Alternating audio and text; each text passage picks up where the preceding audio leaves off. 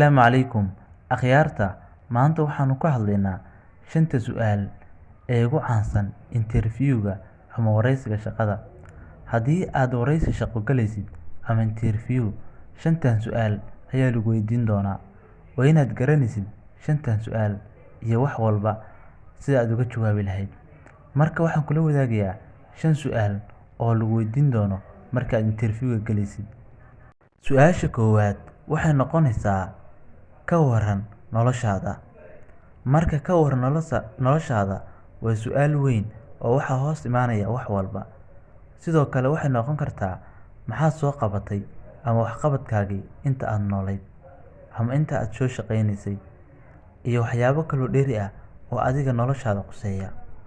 Su'aasha labaad waxay noqonaysaa waa maxay waxa aad ku fiican tahay.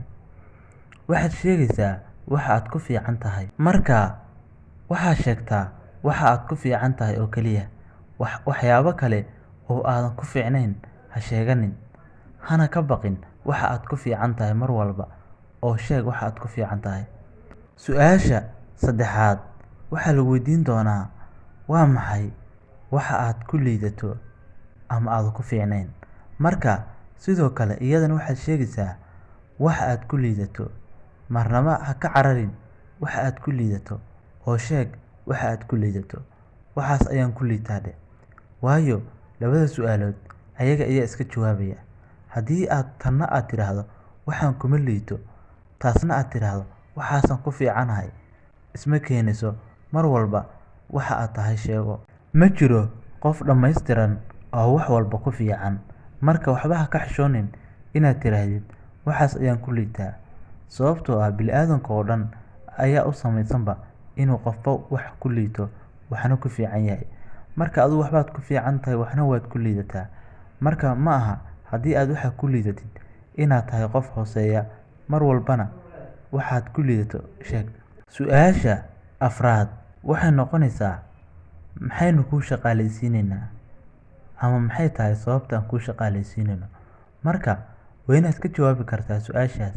Waa inaad sheegi kartaa sababta lagu baahan yahay in lagu shaqaalaysiiyo ama sababta aad shaqadan ugu timaaday ama waxa aad qaban lahayd.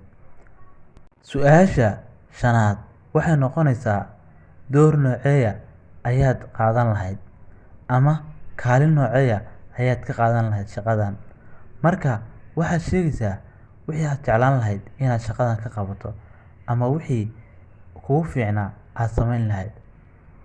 Sidoo kale waxaa laga yaabaa in lagu weydiiyo su'aalo ku saabsan adiga shakhsiyadaada ama adiga dhaqankaaga ama dabeecadahaaga, ama lagu tijaabiyo si psychology ahaan. Badanaa interview-ga shaqooyinka wuu kala duwan yahay.